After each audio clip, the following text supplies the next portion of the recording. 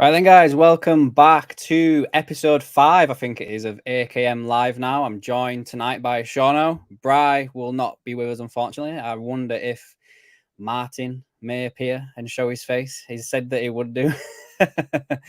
Hopefully clouded. Yeah, hopefully clothed. Yeah, hopefully clothed. So, a bit of housekeeping, guys, before we get into it. We are live right now on YouTube, Twitch, and on X all at the same time. So yeah, if you've got any preference there, go watch it over there. Also, as well, if you do have like a Twitch account, go give the channel like a little sub, or I think it's a follow actually called over on Twitch right now. We'll go do that over there.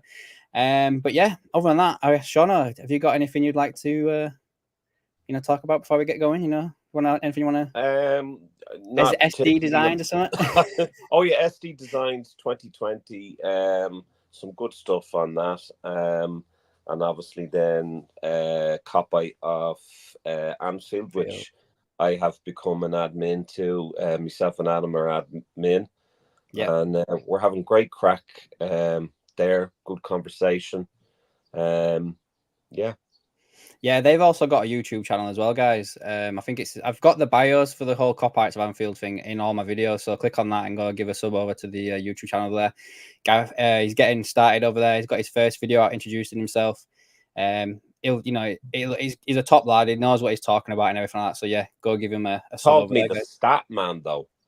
Yeah, he called you. I was like, that's my title. What's he doing? Stat man. I was like, no way am I the stat man. It has to go to Adam.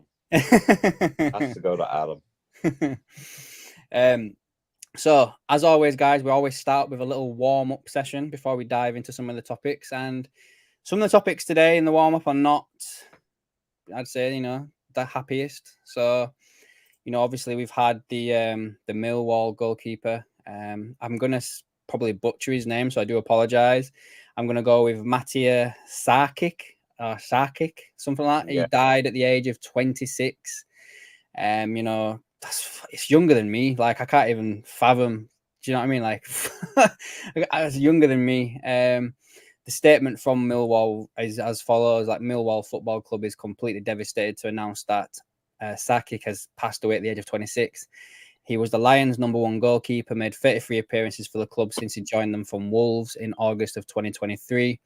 He was a Montenegro international and proudly represented his country on numerous occasions. Everyone at the club sends their love and condolences to his family and friends at this immensely sad time, and the club will make no further comment at this time and asks for privacy for his family is respected, which, goes without saying, I'd say. We don't really need to know what happened, just that it did, basically, and it's a sad instance of, something happening. And I guess the next one as well was Kevin Campbell, age 54, played at Arsenal and Everton. He died 2 days ago. I think I'm just looking at this over on the BBC now. He was rumoured to be ill back in May and was in hospital, and that Arsenal said that they were devastated to learn that the former striker Kevin Campbell had died after a short illness. Kevin was adored by everyone at the club, and all of us are thinking of his friends and family at this difficult time. Rest in peace, Kevin. Everton, also went on to say, everyone at Everton is deeply saddened by the death of our former striker, Kevin Campbell, at the age of just 54. Not just a true Goodison Park hero and icon of the English game, but an incredible person as well. As anyone who ever met him will know, rest in peace, Super Kev. I think it really just shows testament to the two gentlemen that passed away, all the lovely tributes that have been, coming out about these two players.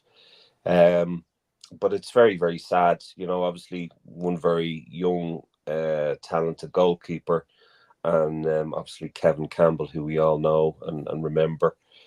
But yeah, it's horrible. Horrible news, mate. Horrible news. I guess on a slightly more positive note, we can talk about this, because I know we did mention on the last stream we weren't going to talk about Alan Hansen, but this is public knowledge now. Graham Souness has said that he has spoken to him and he's recovering in hospital. On Monday, Souness said that he thought and I said Hunis then. Hansen was on his way back after he took the mickey out of him from his hospital bed during a phone call. On TalkSport, he said that he spoke to him yesterday. He sounded fabulous, so I hope he's on his way to recovery. He's definitely back on the way because he did nothing but take the mickey out of me, so he's definitely on the way back.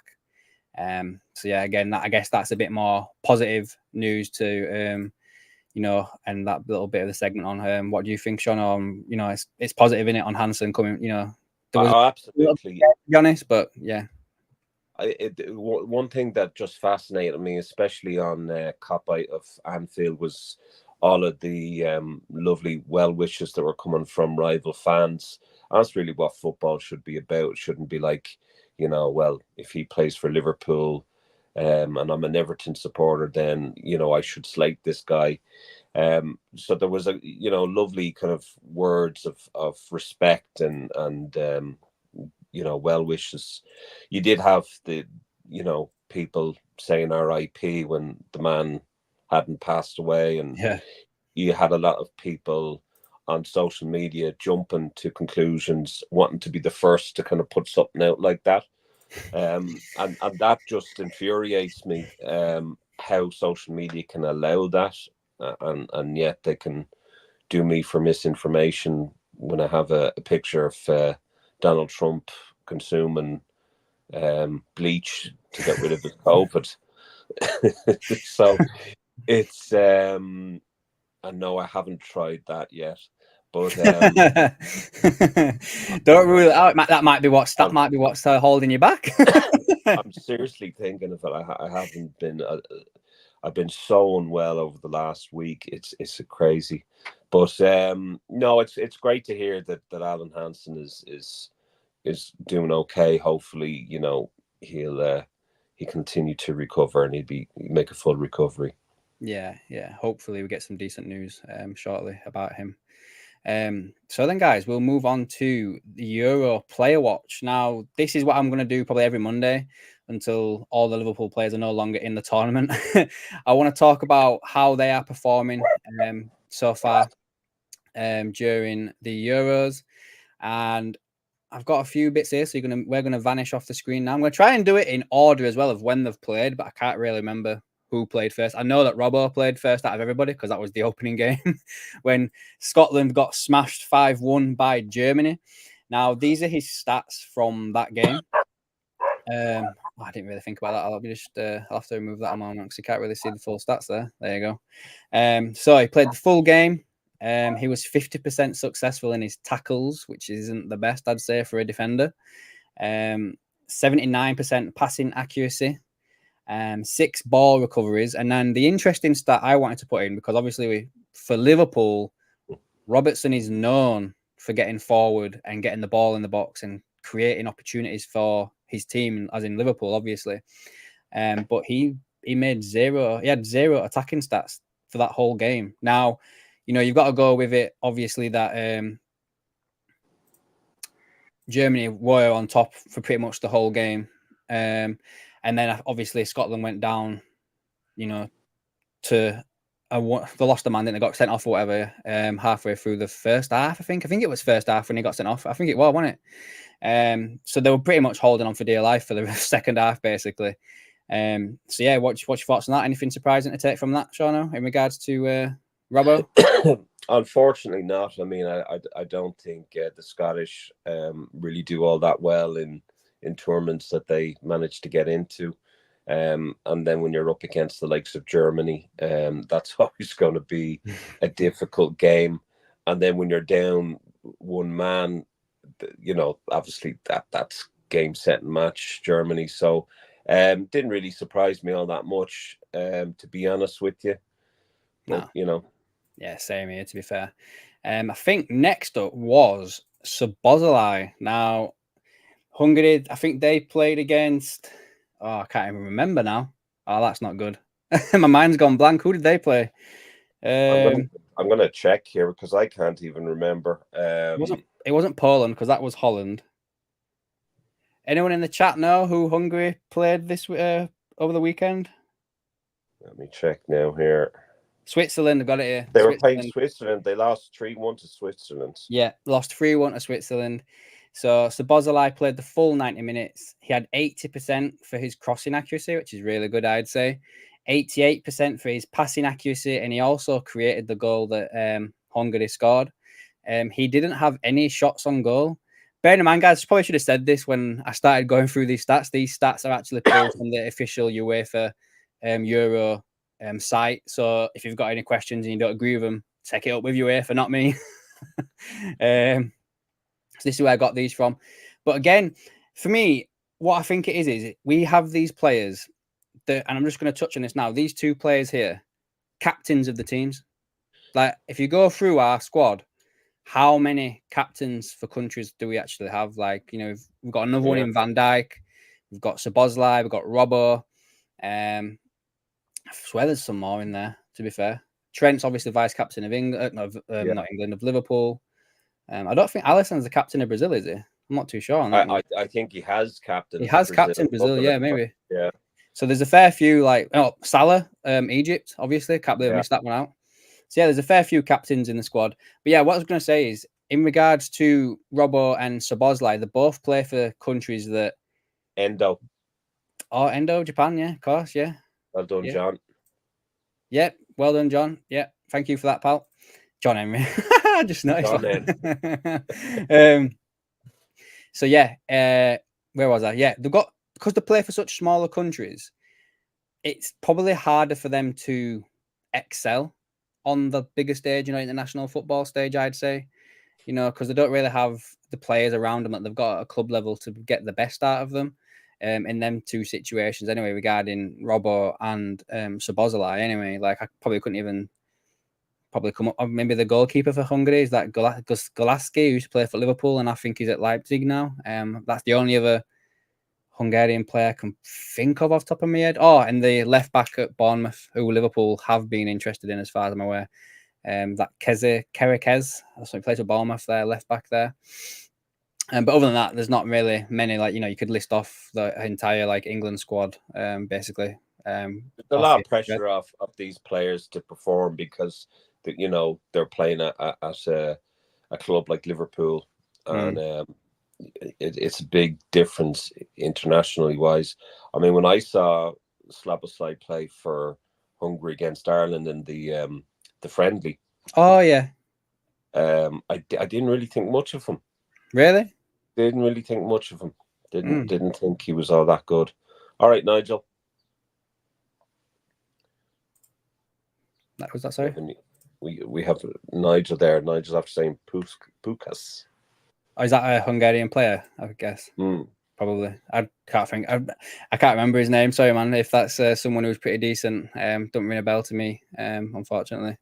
But yeah, I think you're right. To be fair, he didn't really light Liverpool up towards the back end of the season, if we're going to be honest, is he? He started off like a rocket, but towards the back end, he didn't really do much. And he actually, this isn't part of the rundown, but he came out with some comments the other day regarding Klopp.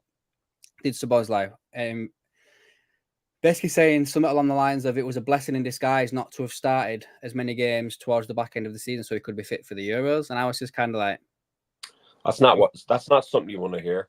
No. Yeah. I was kind of like, oh, okay. I was at the Atalanta game, and we were stopped by kind of a Hungarian TV or sports channel or whatever, and we were talking about Szoboszlai and whatever, and being an absolute legend. I may actually take back what I said. But no, I mean, I like Szoboszlai. I do like Szoboszlai, but definitely the second end of the season wasn't great, No, he's got a lot to prove. I think in the next season, he's got a lot of consistency to do, shall we say? He's got to be more consistent, I think, over a long period of time. So then, I guess next would have been the Dutch lads. So we'll start off with Van Dijk first. Now, Van Dijk played the full game. Now, this stat here, this second stat, I found that really interesting because you can look at that two ways. It said that he didn't win a single tackle the whole match. Right? Now, really?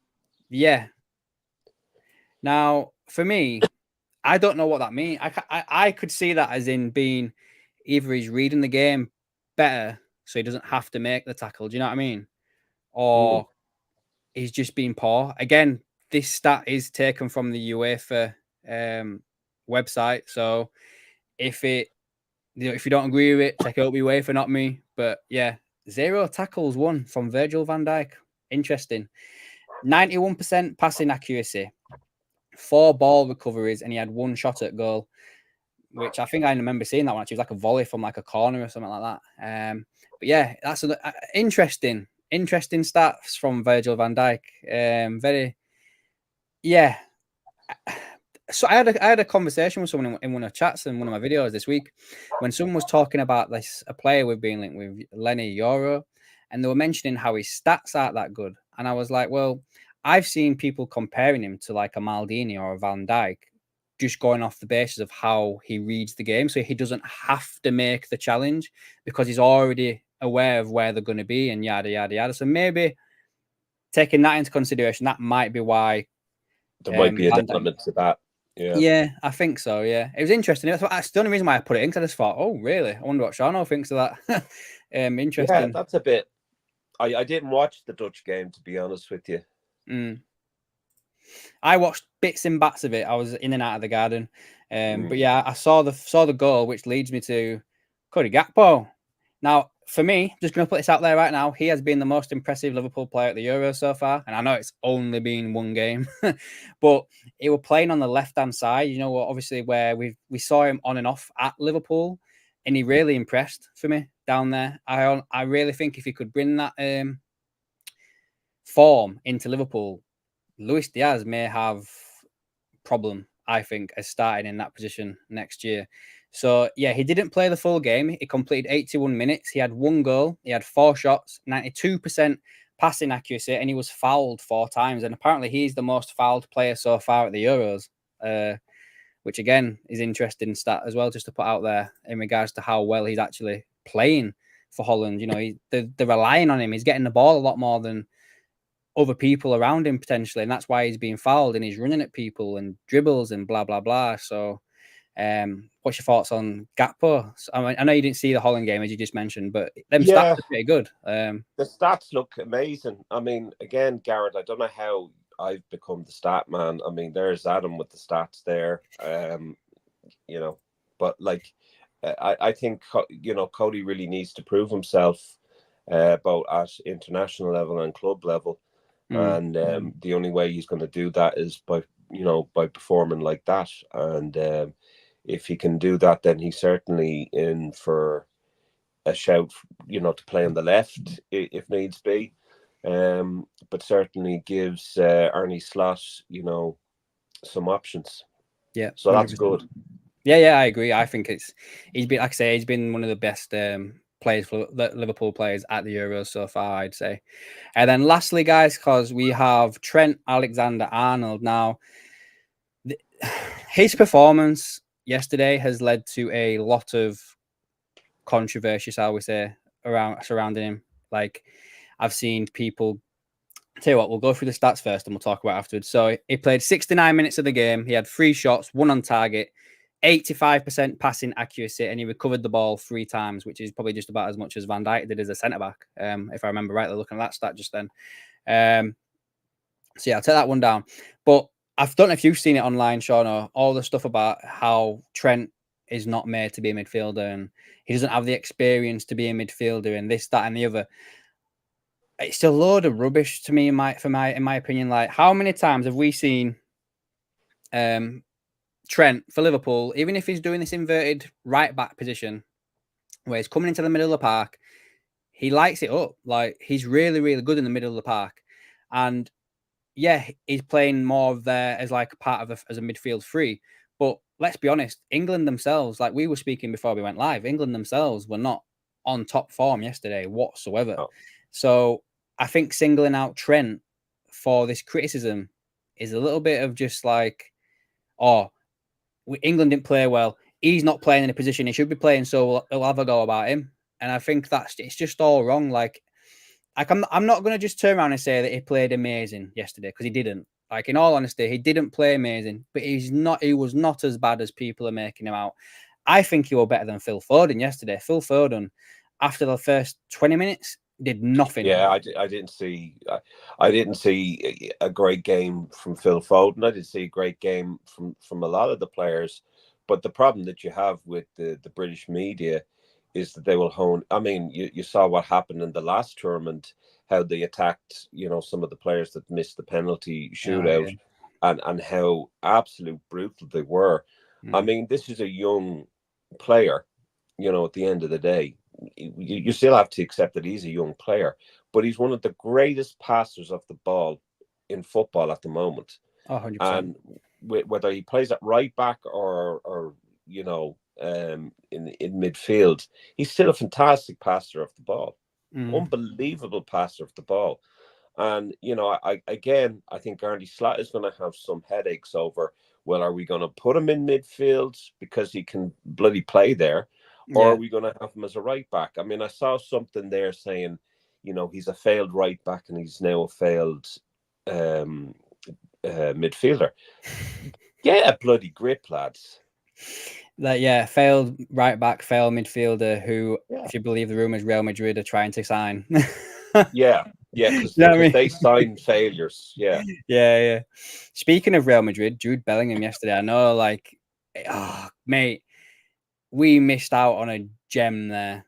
I know I went my rant last week when I went off about it, about the ownership and how it made no sense. That was that was vintage. That was beautiful. That was. For those of you that missed it, I probably won't go full force this time, but the rumours around Bellingham coming to Liverpool, his family, entourage, agents, whatever you want to call it, were in Liverpool to meet Liverpool. And then literally 24 hours later, Paul Joyce comes out and says that Liverpool have pulled out of trying to buy Jude Bellingham. It was a deal that Jurgen Klopp had been working on personally. And if you believe the rumours, John W. Emery was the reason why it didn't go ahead. He pulled the plug. Made Jurgen Klopp to be a bit of a fool. And then when we got to the back end, we got told, the reason we got told it was, it's getting me mad now. The reason we got told we didn't sign Jude Bellingham was because we didn't want to spend all that money on one player. So we went out and signed McAllister, Szoboszlai, and then we were after another DM, right? And don't forget the bid for Casado. Well, I was getting to that. Yeah. So, after fannying about for Romeo Lavia. Yeah, messing about with Romeo Lavia. And then, even though we'd just been told we were not going to spend 100 million on Jude Bellingham, I don't think it was 100 million, it might have been 90 million on Jude Bellingham. We then go and spend, 95 million on McAllister and Szoboszlai, and turn around and go, yeah, well, that's the Jude Bellingham money there.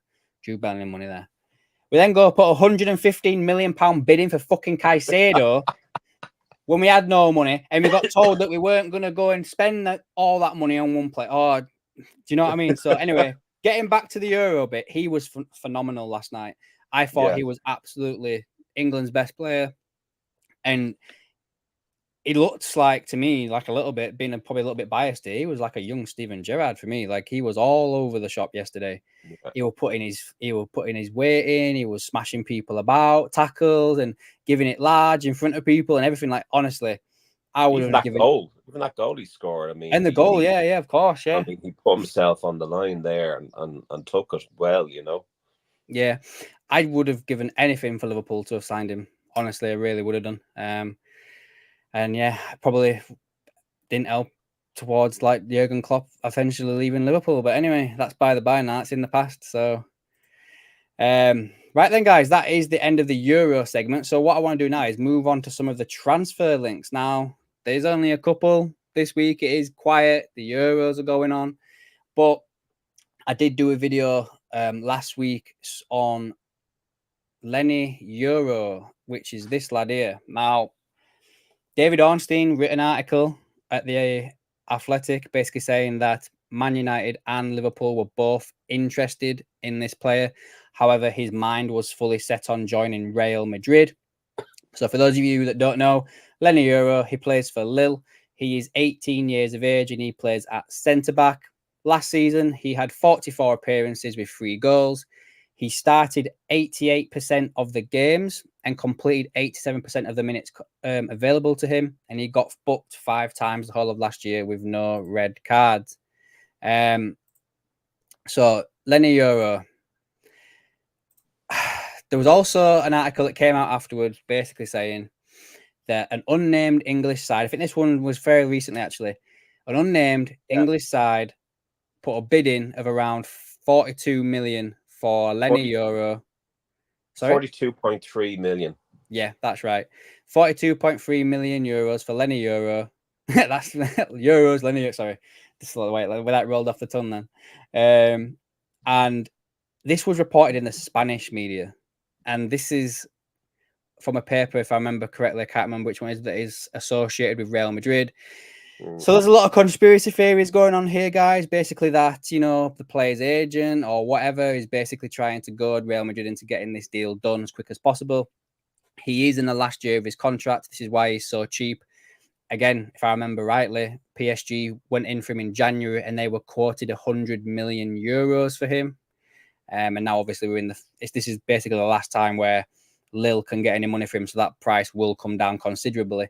But yeah, Lenny Euro, Shauna, what do you reckon? Anything there? Jesus, I mean, fairly expensive for an 18-year-old. Like I know the transfer market are saying that UK are saying that he's worth 50 million euro. So I mean, I don't know. I mean,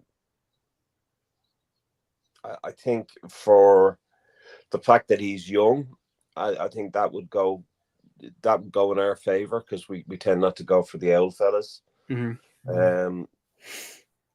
I mean, if Real Madrid are in the race for him, you probably would expect him to go to Real.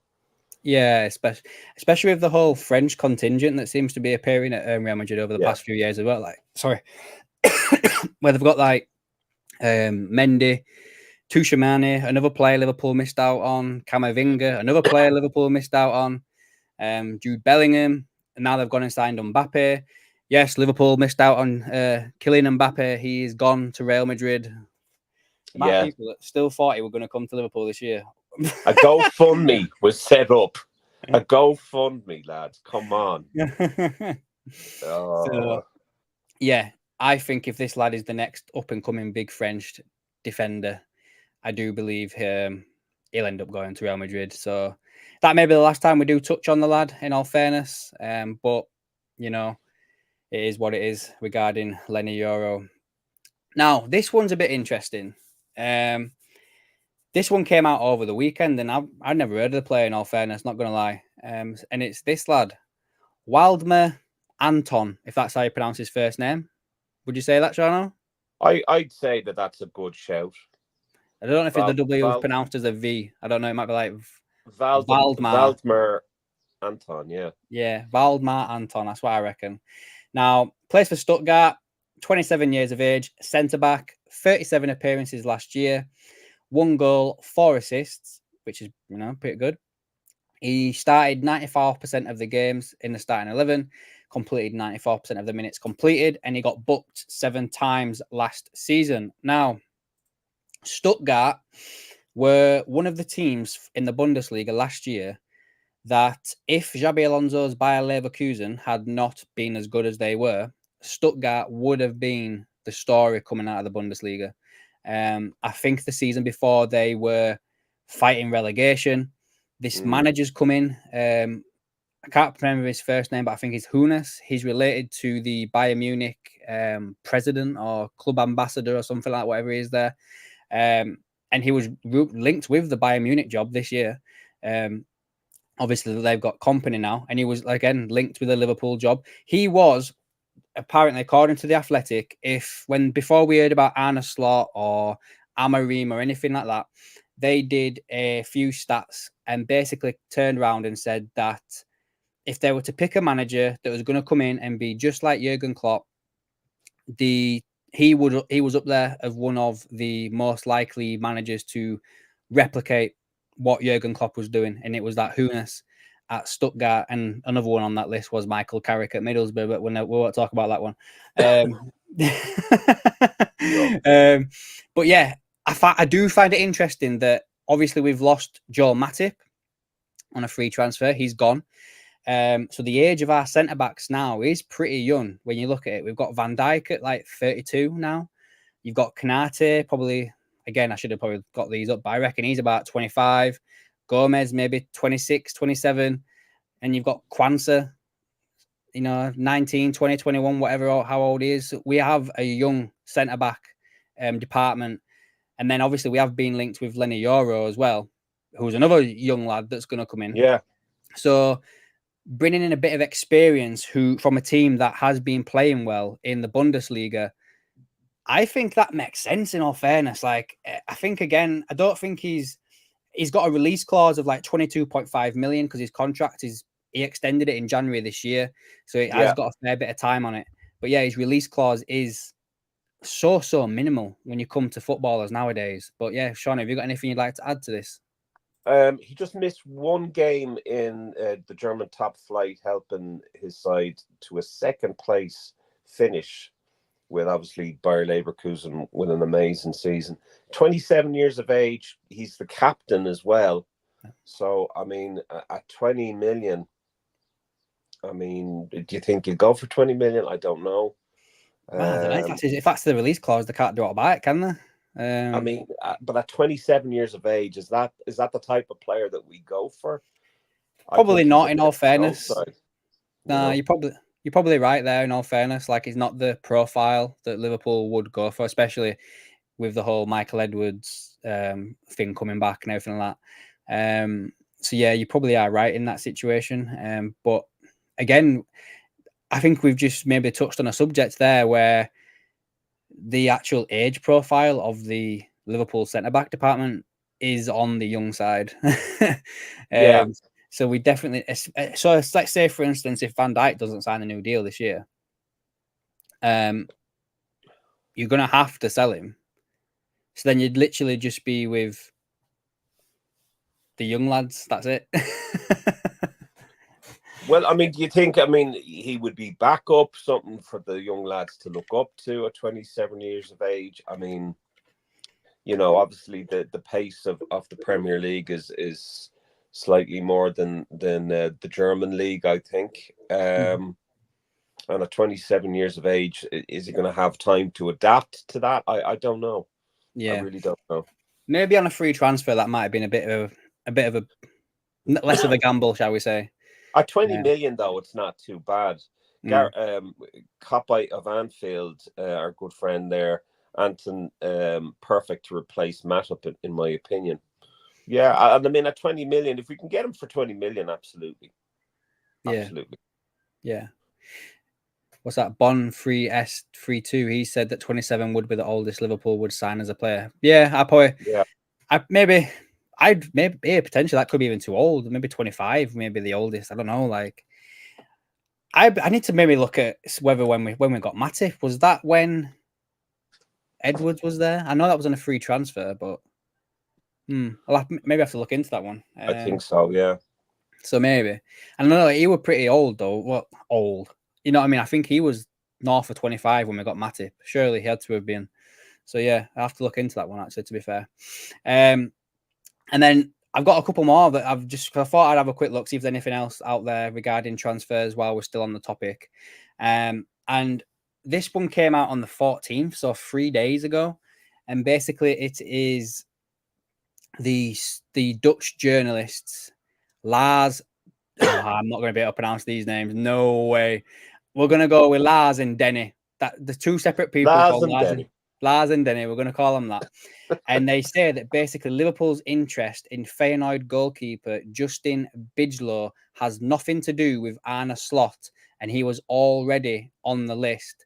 But they do say here that if he was given a choice between Liverpool and Arsenal, he would choose to go to Arsenal.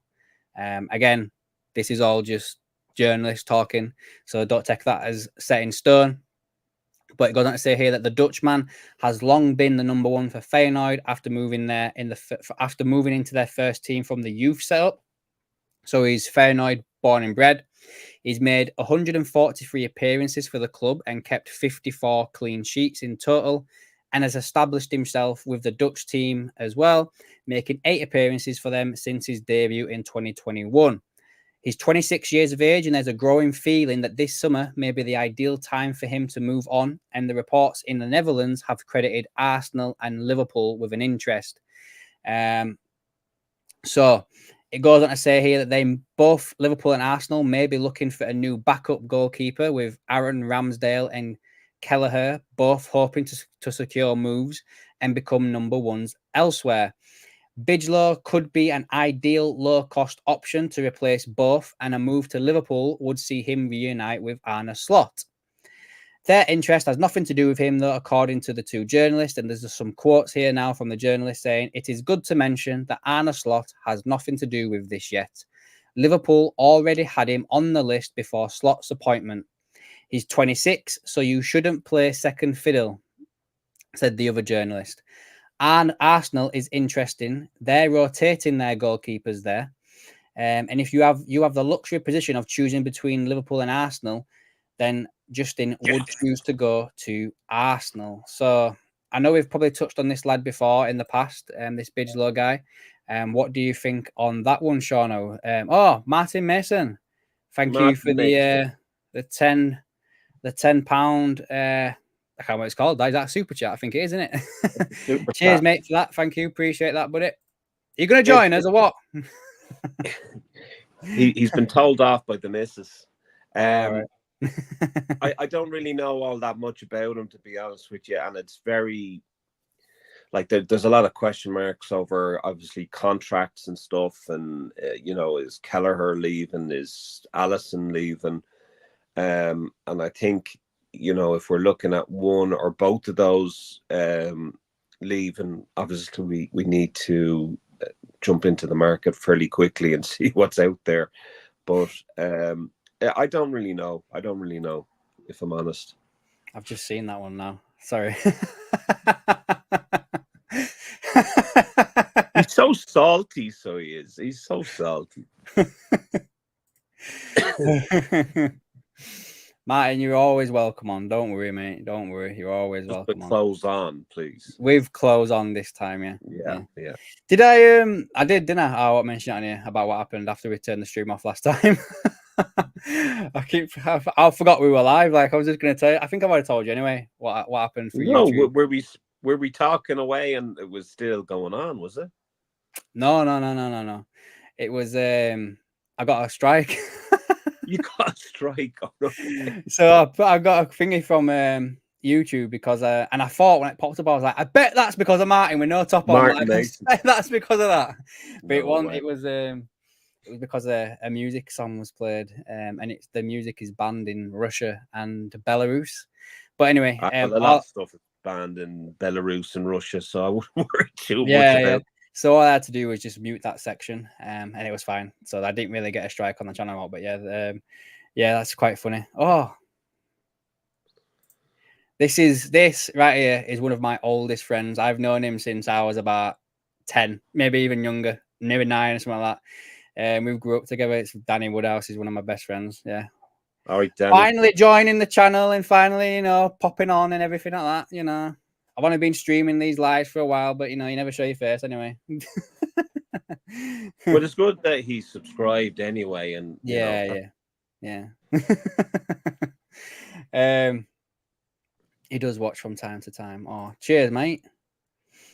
So yeah, next up was another, sticking with the Dutch journalists. To be fair, again, can't pronounce this one. I think it's Valentine Dressen.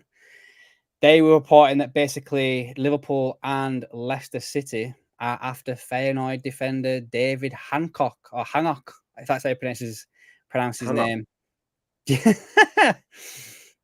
I mean, you're after coming up with all these players that I haven't even seen on the radar. So yeah, you're going to have to talk through that one. I'll go through this one. Yeah, no problem. So basically, it says here in Mundo Deportivo, it says that Liverpool, Leicester, and Atletico Madrid are in the picture to sign the centre back.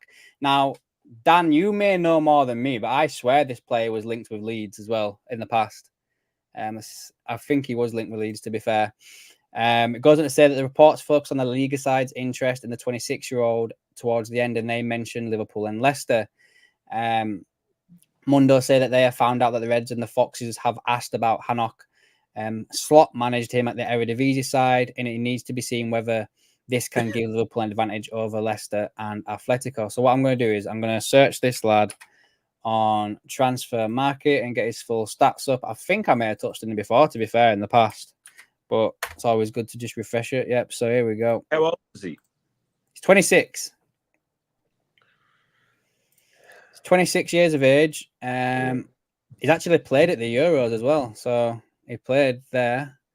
What was that? Is that Slovenia? I think that's Slovenia, isn't it? Yeah, Slovakia, sorry. That's Slovakia. So in the Eredivisie last year, well, no, we'll go full appearances, including the Euros. 49 appearances, 7 goals, 3 assists. He's been at Feyenoord since 2022, and they only bought him for 8 million. It says here that his current market value is 35 million euros. Leicester are the most probable team that he will go and join. He is left-footed, and he can also play at left-back. His contract runs out in 2028. And his agency, just having a quick look, see if there's anything in there that's potentially Liverpool-related. Nah, doesn't seem to be anything or any player in there that Liverpool's been related to in the past. No, nothing like that, no. So, yeah, that was another one that was basically Liverpool have been linked with from the media. I know a lot of this is just, it's just news and everything like that in regards to there's not much news coming out because it's the Euros and no one really knows because no one knows where Slot is. Well, we know where Slot is. Slot's in Ibiza with his family. Where's Slot? It's like, where's Wally? Yeah, Slot's in Ibiza with his family. There's the pictures that came out and everything in regards to that. But yeah, I do find it strange that, well, it's not even strange. It's just lazy journalism, isn't it? That they're just linking him with all of these Feyenoord players. Like, all right, Brandon, mate, how you doing, pal? I'm good. If you were just sticking with the transfer thing, if you were to, and we've probably covered this already, say what was the most likely position that Liverpool needed to cover in regards to the first signing? If you was to go sign a position, what would it be?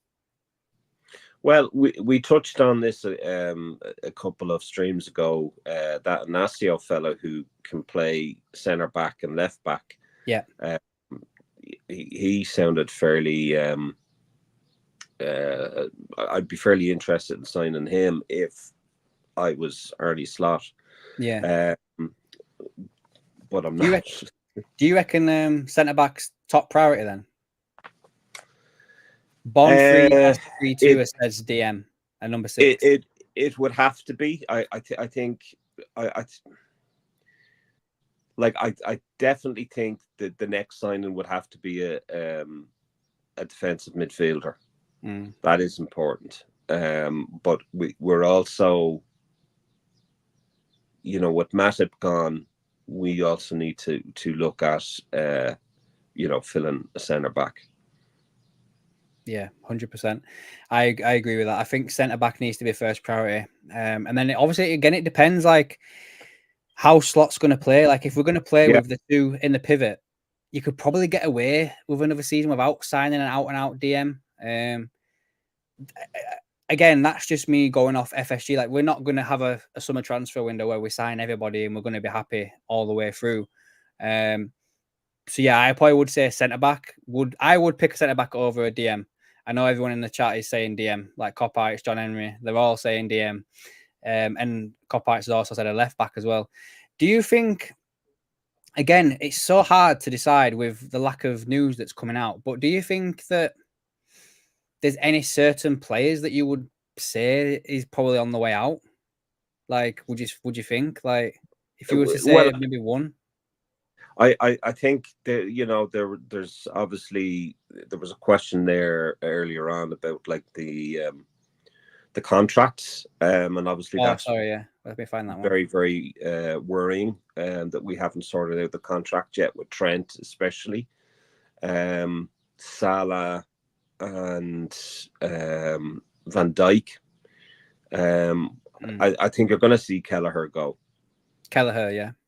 So if Kelleher goes, we have to get a replacement for him, in my opinion. Have you seen what?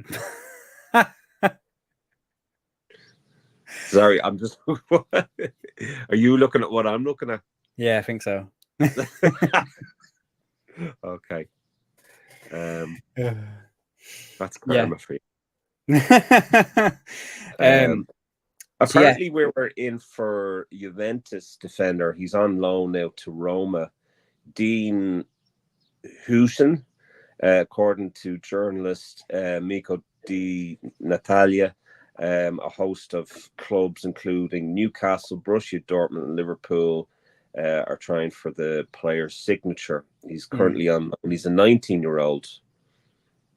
He's made 13 appearances with Roma last season and scored 2 goals. So I mean, there's a lot of rumors out there, but like obviously we don't know what's going to happen when Arnie takes over. You know. Yeah. Garrett put in a very good comment there about Robbo being injury prone and Timikas not being good enough. I definitely think you have a point there. I'd say Timikas may go. Yeah, I could see that happening. I could see Timikas going. And then Robbo's not getting any younger, is he? Like, how old is Andy Robertson now? Is he in his 30s now? He's at least 50. Hold on now till I check there. I'm going to check it myself as well. See you are 30 years of age, bang on, yeah. He's 30 years of age. 30. I wonder if his output's actually gone down as well. I bet it has, because do you remember when, this is probably going back a couple of seasons now, when him and Trent were like vying for who could get the most assists in a season? Like, look at this here.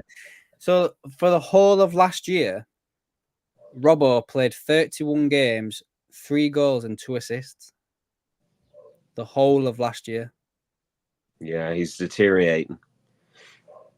But I mean, then he did have an injury as well. He had a bad injury.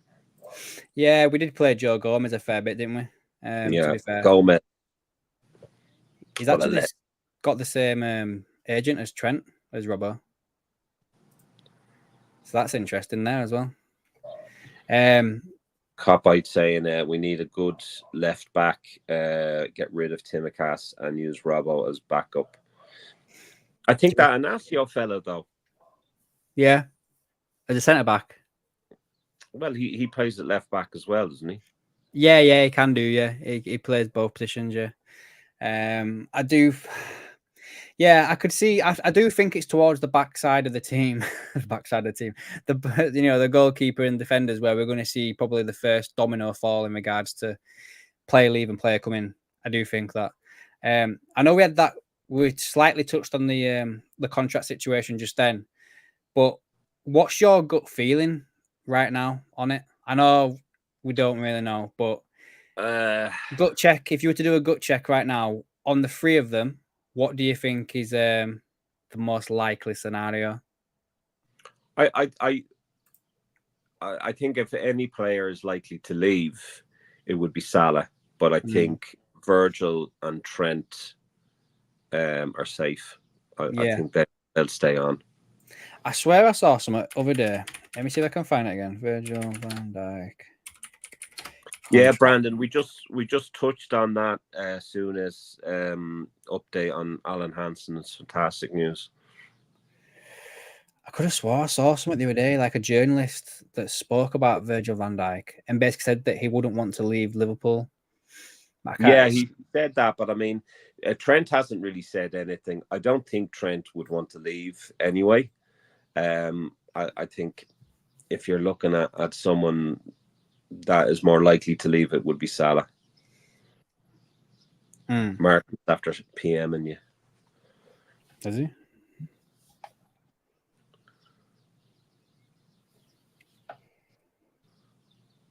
But yeah, no, obviously I think this summer you're going to see, we did a restructure of our midfield last summer.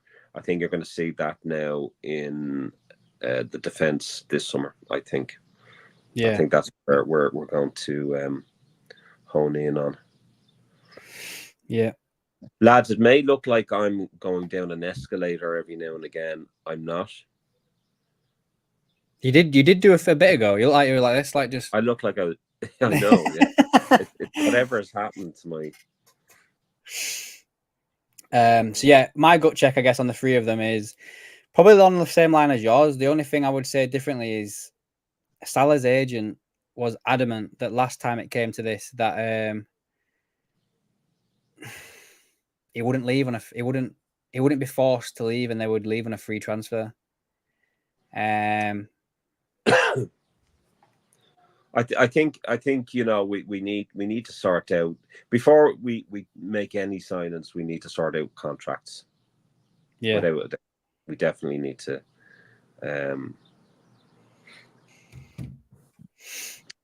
And then just on that cop-outs thing there, where he's mentioned here about Trent is 50-50 because of Bellingham.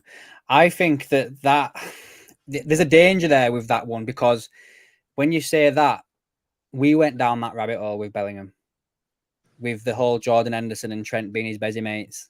We went down that rabbit hole.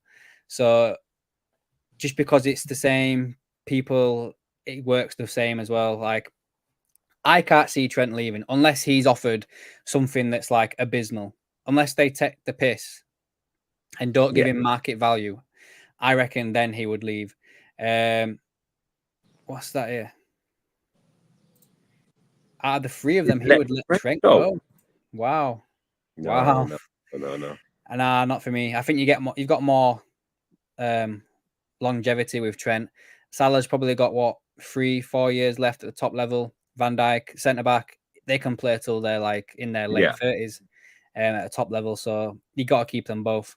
What's Brandon said here? The old bromance. Yeah. Yeah. Contracts need to be sorted ideally before slots press. I don't think. What, you want a roller coaster now? What's going on with you now? Me? Yeah, you were all over. I'm trying. I'm in so much pain between my back and coughing my lungs up most of the time. I'm trying to get myself comfortable. I was sat here trying to read this comment out, and all I could see were you going up and down. Martin's putting some clothes on. He'll be popping on shortly. Thank God. So yeah, contracts need to be sorted ideally before slots press conference at the end of the month. I don't think you're going to see that happen, especially with the Euros. In all fairness, I probably would have thought that you would have seen something about someone's contract already. You know, you've got it done and dusted.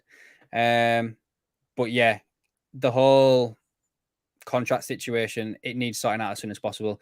I do think Salah will probably be last. In all fairness, I do think Salah will be last if he's done. They'll do a promotion of him with his bloody ripped feckin' whatever body, and he's like on the beach. And he's like, I've signed another contract. Oh yeah, like last time. Yeah. Yeah, they'll do some promotion like that. That's a good question that Brandon has. Do you think Trent is the most over-analyzed player in England? As in like for the English team? I think because of how England played yesterday, I do think that because he was the one player playing out of position, shall we say, that he was basically the focal point of everyone's like. Yeah. Being I think he gets the rough end of the stick, and I think the media over in England are. I don't think much of them. I really don't. I don't like them. No. Thank you, Rainmaker. Welcome to the stream. Brian Partridge is away at the moment. Funky Buddha. I love that name. Funky Buddha. Running down the contracts is most likely to stay. I can't see that being good for the club, you know, for them to run down their contracts. But you could be right. Bradley can fit in the right back, plus Gomez. We were linked with a full back there, Bayer Leverkusen's full back. Frimpong, 23-year-old. Yeah, he would actually as well go towards the homegrown quota as well, because he spent time at Man City. He was at City, Yeah. Celtic, and then obviously at Bayern. Yeah, to be fair, if Trent does move into midfield, I would like us to go and get Frimpong. Yeah, He's really, definitely. really good player. 23 years of age, with 26 goal involvements across all competitions, including 9 strikes in the Bundesliga alone. Can you imagine him and then Trent then as well? I mean, that'd be amazing. They could also do that thing as well, where like one of them inverts and one of them goes wide, and they could just swap, so you would never know which one was doing what. Like, exactly. What's this here? Where's it gone? There you go. Trent was a centre mid before he got promoted. I think. Yeah, he was. He was a midfielder before he got promoted. And people have forgotten about that. Brandon, anytime any pundit has anything to say about Trent, it's always he's a fantastic passer of the ball. But do you know what it is with that? It's because of the whole defending thing. Like, do you remember when he first? It wasn't, but yeah, probably when he first came in and he was banging in all them assists, where he was getting like 16 assists a season, and everyone was kind of like, "Oh, well, he can do that," but that's Liverpool's weak side. And to be fair, people they were right. Like teams were putting the ball behind Trent constantly because that was where they could get in all the time. But I do think as well over the past few years he has got better at defending. Like he's got bigger. Remember that summer when he came back and he'd put on like a stone just of pure muscle. He'd just bulked up over summer break. So yeah, people just forget, don't they? People forget they've got small minds and stuff like that. Oh, absolutely. The media, as I said, are just social media as well. I mean, honest to God. But I mean, I think Brandon put a good point there. Anytime a pundit has anything to say about Trent, it's always he's a fantastic passer of the ball, but there's always the but. And you know, I think people are very, very harsh on the lad. I think he's one of the greatest passers of the ball in football at the moment. I don't think you could 100%. get a better passer of the ball. But I think if you get Frimpong, it sounds like I'm pronouncing that incorrectly. I hope I'm not. I think he would be a fantastic buy. I really do. I agree. Amazing buy. Yep. What's Copite said? Copite has said he was surprised England took Trent and Bellingham off last night. They played crap after that. Yeah, I think Bellingham, though, to be fair, run himself into the ground. In all fairness, I think he needed a break. But yeah, another player though, to be fair, just sticking with England that Liverpool have been linked with in the past, probably won't be linked to him now. Jared Bowen. I thought when he came on yesterday, I thought he wasn't too bad. To be fair, fresh legs and all that. But yeah, right. I think we'll go into the Monday MOAN. If you're ready, Shauna. You got anything you want to? Oh, Jesus. Hold on a moment. Hold on. We got to do it before we start talking. We got to do it. Hold on. About to catch another fight. The apple bottom make him want to bite. I just want to have a good night. I just want to have a good night. Go on then, Shauna. The floor is yours. Yeah. So, I mean, I have a few moans. Obviously, we touched base on James Pearce Q&A about what's going to happen, about Arne Slot. Obviously, there was a question that was put to him about putting the right foot forward with Arne Slot, considering how things were a little bit uneasy with himself and Klopp. And obviously, he made a comment saying that that was mistaken identity, and that Klopp has since apologized, or he's apologized in private to him. Now, it's been well documented that Klopp has actually gone on from that and actually stated that people need to stop targeting the wrong person.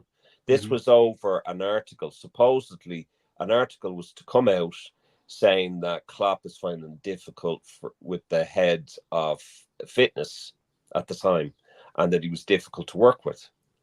And this was a reason why, the injuries or whatever. And Klopp defended him and attacked James Pearce a bit, or said that he didn't want to speak to James Pearce. Now, the only person that has actually backed it up, because I had put up a thing on Copites of Anfield, and there were a few people that jumped on that and defended James Pearce, and I didn't really have anything to back it up with. but they basically said that that it was said that it was mistaken identity. The only person that has mentioned that it was mistaken identity was, in fact, James Pearce. He's mentioned it a couple of times, and the Times Henry Winter. Yep. That's the only person that has actually brought it up. Neil Jones was actually at the press conference, and he was on Redmen TV. He's now actually, Neil Jones was with Liverpool Echo, and he's now independent, funny enough. But he basically said that he was uncomfortable with the way things went with Klopp and James Pearce. He didn't mention the reason for it. He just said, look, if you don't want to, discuss anything with him, that he should have dealt with it privately. But in no case did Jurgen Klopp come out and say this article was about to be written about the head of fitness, targeting him for whatever. And I thought that James Pearce wrote this. There was no mention of that. And it was on James Pearce. I think if we all know, we don't know Klopp personally, but the persona that he gives off, you would think that he would, if he has basically said something publicly about somebody, he would then go and make a public apology about that person as well. Exactly. You know what I mean? It wouldn't be held behind closed doors. That's the type of person I think he was. Jamie Phillips, welcome, mate. Hope you're doing well, pal. Yes, Gareth, I did. I don't suffer fools gladly, and I do ban people, especially when they've made reference to Alan Hansen and his, about his health, and also, oh, here we go. Oh, look at him with the Scottish jersey on him. That's almost worse than him naked. What?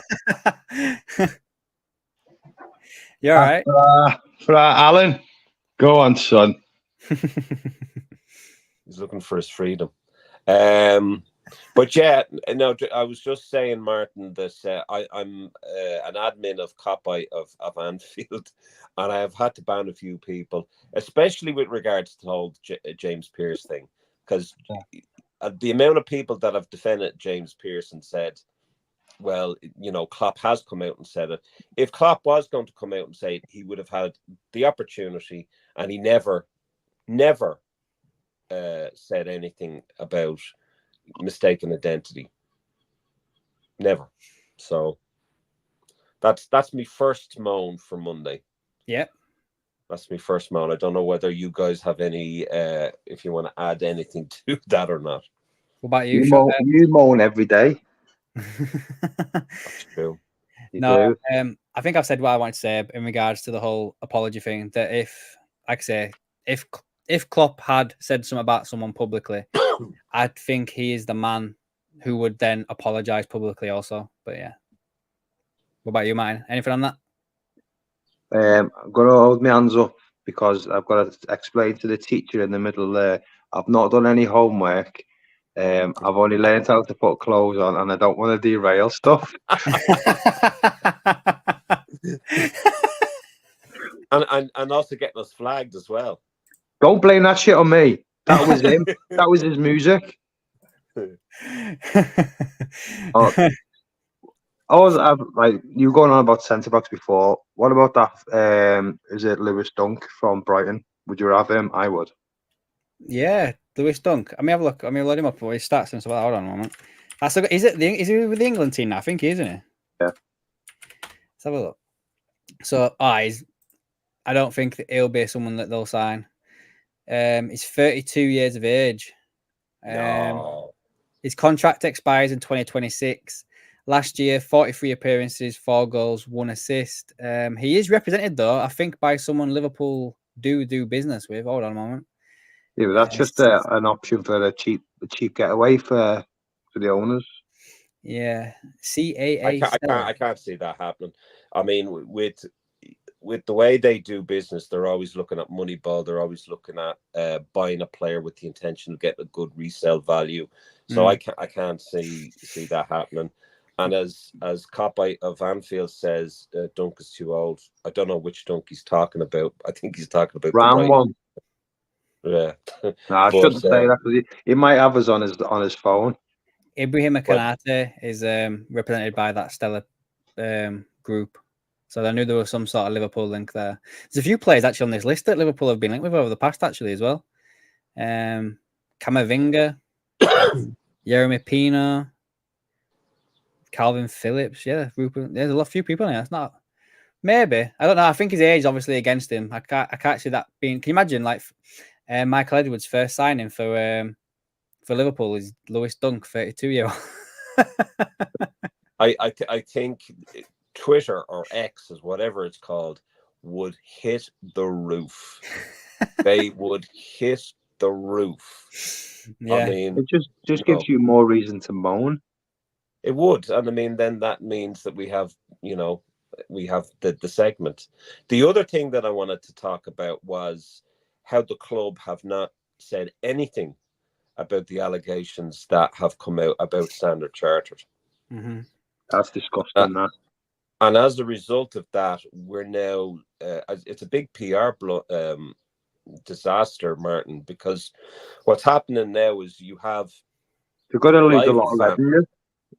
Well, you have rival fans, and I mean, I don't see any other YouTube channel actually bringing this up. I actually looked it up there the other night, and there's no YouTube channel. The only YouTube channel that have brought it up was a Man City YouTube channel. They were saying, well, look at these hypocrites going on about our 115 financial fair play breaches, but look at you guys, you're funding terrorists. You're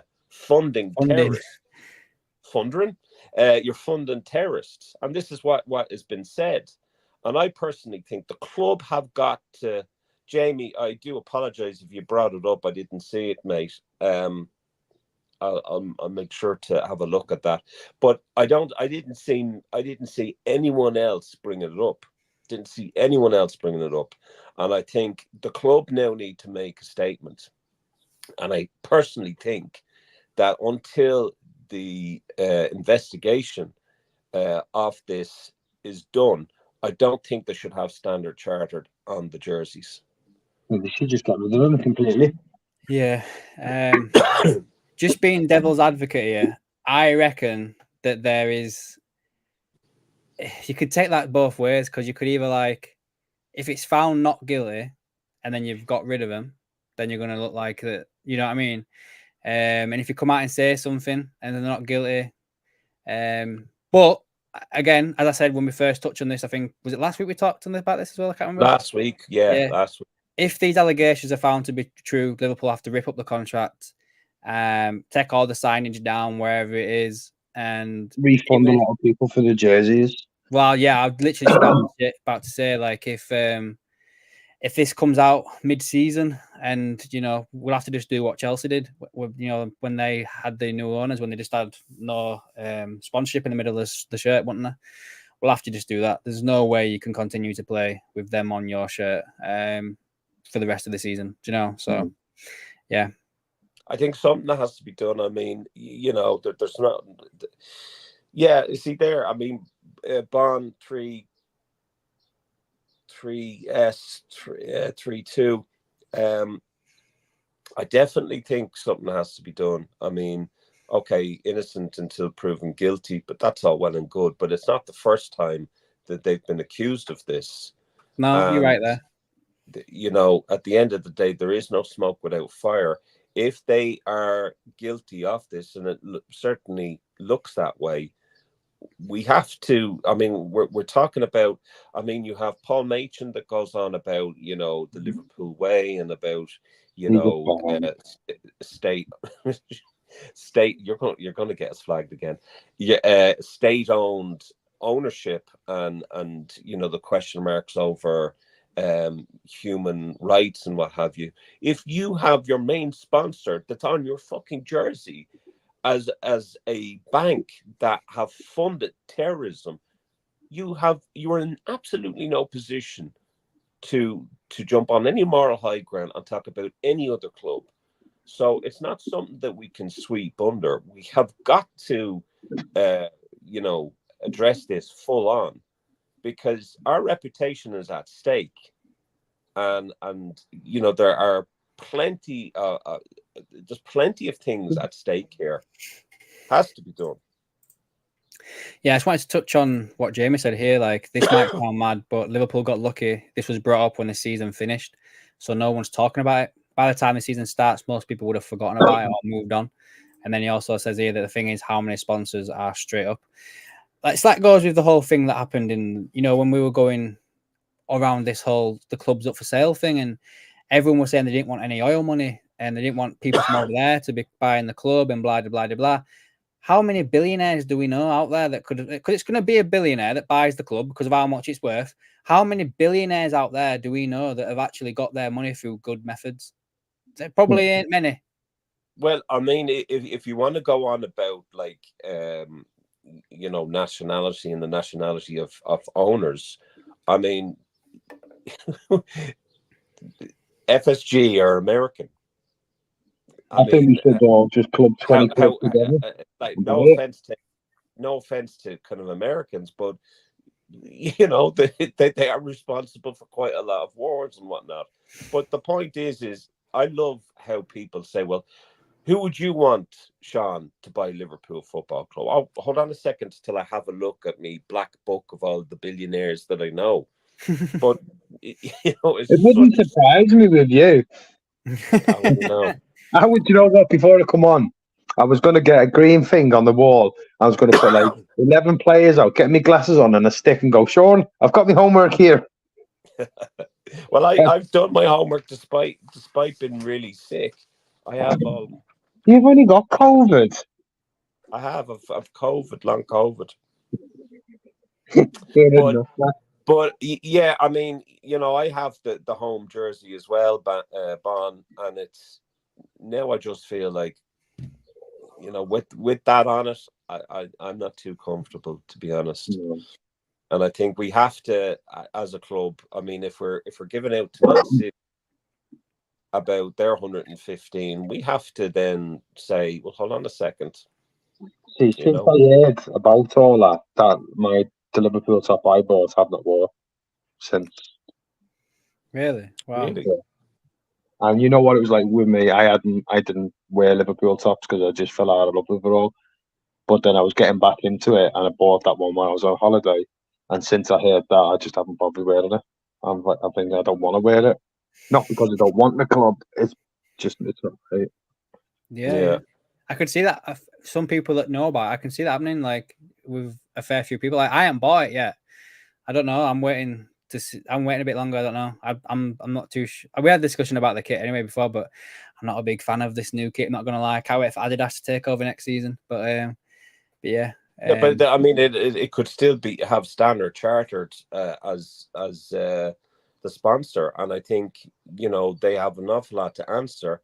And if this has been up for question before, I really think we have to kind of look at that and just say, well, I'm sorry, Liverpool Football Club, the city of Liverpool, the fans of Liverpool worldwide deserve better than that, and there's no way that we want to be affiliated with someone that is responsible for funding terrorism. It's Wouldn't just it be good for Adidas to do the shirt and our sponsor go back to Crown Paints? I don't think does that does it even exist anymore? Yes, there's a shop in Crown Paints. Really? Oh, Adam's on it now. Come on, mate, get on this. He's checking it. Well, Candy are no longer. I don't think Candy are longer any. No, they haven't had Candy for a while, but Crown Paints still is Crown Paints. Yeah. Is the Crown Paints decorating shop by ours? Yeah, it's still out and about, yeah. But I mean, we still have major sponsors there that we could use. We could use Coca-Cola. We could use Cadbury's. We could use Carlsberg. Carlsberg, yeah, bring that back with the whole Adidas thing. That would be a throwback, would that be, wouldn't it? That's what you've got in your top there, isn't it, Sean? You got is it the 98 jersey on there, is it? Let's have a look at that. That's 1964, 65. Yeah, but we had a refreshed one like that, didn't we? The which? We had the refreshed one like that. We had the cream one as well. Well, you've got there. Yeah, the candy one. Yeah. Yeah, I had one with number 8 on the back. Jamie Phillips, football chat says, how much is the sponsorship worth on the current contract? Do you know that? I'm just looking now. So basically, it says here that in 2009, they agreed to become Liverpool's main sponsor with an agreement becoming effective in July 2010. The deal is worth excess of 50 million per year. They then extended that deal, which will last until the end of 2026-27 season. So we've still got another 2 years with them. Is that right? No, it's not. It's 3 years, isn't it? Is that 3 years? And this agreement also includes the sponsorship of the women and the academy teams. We've had 4. I could have just looked at this. It's got the information on here. Liverpool have had 4 previous main sponsors, being, what's it say here? Italian company Candy, Crown Paints, and Hitachi. I don't remember that one. I've got a Hitachi. That was before I was born. That one. Yeah, well before I was born. That was before you would even thought of. Probably. My mum was probably on about 8. 1979. Like, yeah, she was about 8. My mum. She was not. Yeah. 8 years of age in 79. My mum, yeah. I was born in 79. Yeah. I wasn't even thought on till 4 years later. And you're still not thought. Oh, you dick. But I mean, is there a chance that the Premier League could step in and say, sorry, you don't meet the regulations, or you're going to have to change? AKM can be the sponsor. He's got a lot of money in. Oh yeah, I've got loads of money. Yeah. But in all seriousness, imagine them wearing that shirt. Is there a chance that the Premier League could step in? No, I don't know. I'm just, while you're talking now, I'm just trying to see when was the latest news that came out about it. But judging by this, the most recent ones were 13 days ago. That's been forgotten of now, hasn't it? Money talks. Yeah. Well, I mean, rival fans aren't forgetting about it. I guarantee you that. Yeah. Nearly 2 weeks ago. Basically here. I don't know what that. What's this one here? This evaded. Has the case happened then? Now, has it happened? Is it over and done with? I don't think so. I don't think so. Okay. I don't think that must have been the previous one then. Oh, this one here says that they now give Liverpool 66 million a year. In regards to shirt sponsorship. Yeah, there's literally nothing for the past 2 weeks in regards to this. Nothing at all. Yeah. Well, all I can say to you is, guys, it's not going away anytime soon. You will just get deducted points us next season. Oh, can you imagine? No, that won't happen. That won't. No, sure. Well, I don't know. Well, if it hasn't happened for fucking City, it ain't happening to us. But I can understand what people are saying, and rival fans are saying that they're saying, well, okay, they may say that we're hypocrites when it comes to this, and that's fair enough. But we definitely need to investigate it further. That has to be done. Yeah, 100%. Sorry for keep yawning. I'm shattered. I've been up since 4 o'clock this morning, thinking it was 6 from being over there. When did you get back? Stupid o'clock. Big delay. 17-hour delay, mate. Bloody hell. Yeah. Any more moans for you, Shauno? Oh, I just want this bloody COVID to go. I really do. I've been literally, I have not left the house for the last 11 days. you got to think of there, Sean, right? With you having this COVID, this is the second longest relationship you've had. You've had me for 12 years, now you've had COVID for 11 days. You fucking bastard, you. You bastard. It's all right. We got a free thing going here. This is the longest relationship I've had. Yeah, but she don't love you back like I love you. Oh, she does. She does. Where's our Brian? It's working. What the hell? Are you coming to Benidorm next week, Sean? Oh yeah. Yeah. No, I won't be going there. I was speaking to Jen before, and I said I'm going to wind him up. I was going to message Adam and say, listen, I'm going to wind him up in a bit, but I forgot. No, I don't think Benidorm is really my thing, especially all the sticky vickies and stuff like that. You know, God rest her soul. But no, that doesn't appeal to me. I don't think I'll be getting any holidays in this year because I've been out so long with this. Our holiday this year was just a nightmare. Just couldn't be arsed. She wanted to come home, mate. It's so ridiculous over there. You want this, you want that. I'm dragging people into shops. It was just no. Your heart bleeds for you. It does. So is there anyone else that wants to moan other than Mr. Holiday Blues, Martin Mason? Well, I was going to see if anyone in the chat wanted to say anything and join us. If anyone wants to jump on. Yeah, that'd be good. That someone else can jump on as well. If anyone's wanting to jump on. Jamie Phillips, we've got Rainmaker, we've got Bond 3. S32, and then we've got Copy of Anfield. Garrett did a fantastic video. It was his first video that he did, and I thought. Oh yeah, I liked that. Yeah, he did good. To be fair. Again, calling me stat man, I don't really think that. You also Brandon from Mighty Reds _97. I'm really putting them under pressure now. Under pressure. Listen, they've got to know more information than me. I just come on just to derail the show. You're not going to live that down, you Adam. No, it's sure.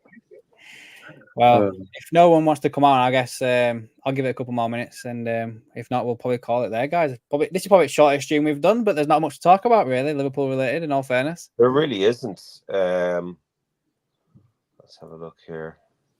I had a quick refresh a minute ago. There was nothing going on. Do you know? I think it would be good to come on because I really like this kid. Phil, what's his name? Phil Lindsay. Phil Lindsay, yeah. Yeah, he's a good kid. Yeah. Is he a bet? Well, I haven't seen Phil in ages. No, I don't know if he's on your things, Adam. But no, I don't know. The name doesn't ring a bell, but if you want to send it over and stuff, like, fine, yeah. Like I say, open. I can't have anybody. I'm not bothered. You know, I've Brandon. He's willing to come on. Jamie, you can come on. I've asked Gareth to come on if they want to. But yeah, it's just having that. Probably first time you do it, you'll be all right. I reckon, Gareth. I know you're a bit nervous and that, but first time you do it, you'll be good. You'll be sorted. It's just. I mean, it's just. Gareth. I don't know whether is he. Hold on a second till I find him. Oh, we've got this here actually. There's some news here actually. I can talk about this if you go on. There's nothing breaking, I guess, but apparently Liverpool are close to completing a deal for a 16-year-old Alvin Ayman, and it could be worth 1.5 million. Where is he from? Is he from Alvin Ayman? Alvin Ayman from Wolves. He's a centre back. He travelled with the first team last year to go play Man City. And we've also signed Trey Noyen and Ben Doak at this age as well, it says here, according to this. Don't know much about him again. 16-year-old centre back. Probably won't see much of him. It's very much an FSG signing, I guess, there, though. Send them out along. Getting a bit young, though. They're getting a bit young. And your man, Vandenberg, he must be having a conniption. He must be thinking, you're signing all these fellas and you could have had me on. You know, he must be having a conniption. But, yeah, I mean, I did see that Paul Ince has urged Liverpool to make a move for Mohamed Kudus and Pedro Neto as they start a plan for life after Mo Salah. I don't know whether you've read anything into that, have you? I don't know about Kudus and Neto. I think Neto's injuries are not the best to bring on. No. I don't think, I don't think I'd want to see him play a few seasons fit now. And then Mohamed Kudus, we should have got him when we could have got him back in there. I think he'll be too much money now. And to be fair, let's have a look at his stats. To be fair, Kudus, I don't think he's played for Ajax 2020 to 23. Ajax 65 appearances, 17 goals. West Ham 23. He's had 33 appearances and 8 goals. Yeah. Yeah, it says he got 18 goals and 7 assists for the whole of last year in 48 games. 23-year-old. His contract's a bit lengthy as well, though, to be fair as well. It says here that it expires in 2028, but then they've also got an option for a further year. So technically you're looking at 2029 when his contract expires. Yeah, he only played 77% of the starting 11s in the Premier League last year as well, and 79% of the minutes completed.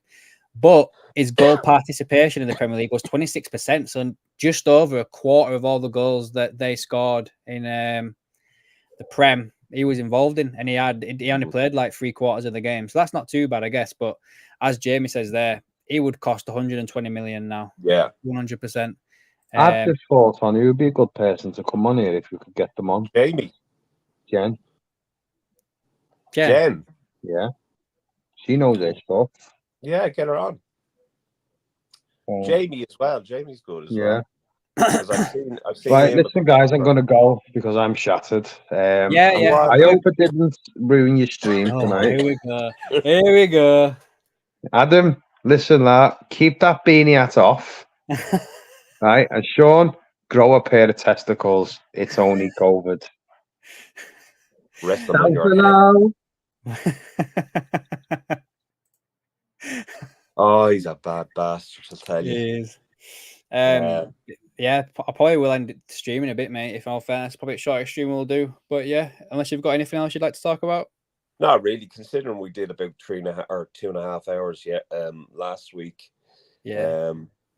But currently at the moment, Austria are losing 1-0 to France. So there I thought it would have been more than that, to be fair. Yeah. Should be near the half time as well, yeah. 41 minutes into it, yeah. So thought it might have been more than that. It doesn't seem to be a very high scoring tournament, only when you're faced with Scotland. But there you go. Right. Yeah, then. Right then, mate. So same time next week then, yeah? If I'm not dead, yeah, absolutely. Hopefully I get rid of the COVID end. Muscusi. Oh, has he popped up now? He's been here. Jesus Christ, man. Yeah, Jamie, come on. You should come on Friday or on Monday. Sorry. 100%, Jamie, mate. 100%. I've come on your show, mate. You're more than welcome on mine. Yeah, absolutely. And Miss Scusi, you have literally joined as we're about to end it, pal. Like, I don't know what to say to you, mate. I did have Muscusi as the funniest subscriber there last week. He was unbelievable. Did you even watch Euro Trip afterwards? I did, yeah. Funny film, yeah. Oh, brilliant. So yeah. Oh, look at that. Oh wow. I'm on tour with the Foo Fighters. As in he plays with the Foo Fighters, or he's touring with them, as in he's even supporting them, isn't he, or something like that. I don't know. So maybe, I don't know. Have to have a look, won't we? See what that is all about. So then, right, guys, I'm going to end the stream now. It has been live over on X, Twitch, and YouTube. I am probably going to look at maybe potentially putting this out as a podcast format as well. Wait and see what happens there. Go give the Twitch a follow, guys, if you've got a Twitch account. And yeah, follow me over on X. Have you got anything you want to talk about, Sean, before we go? I keep forgetting what the word is. What's the word I say for you? What am I supposed to be telling you to do? And anything that you want to finish up on? Cop Bite of Anfield, you can talk about anything you want to, mate. No, just, we appreciate you subscribing and clicking on the notification button so that you're aware of these streams. Obviously, this stream is important that you participate in it, because the more you participate, the more we have something to talk about. It's all good. And then we've got SD Designs as well. SD Designs 2020. I haven't designed anything of late, but there's still quite a lot of stuff there. There's also a lot of Danke Jürgen, which still people are buying, which is really funny. But keep it going, Right then, guys. Same time, next place. All 3 platforms will be live over there. 7:15 next Monday. We'll see you then, guys.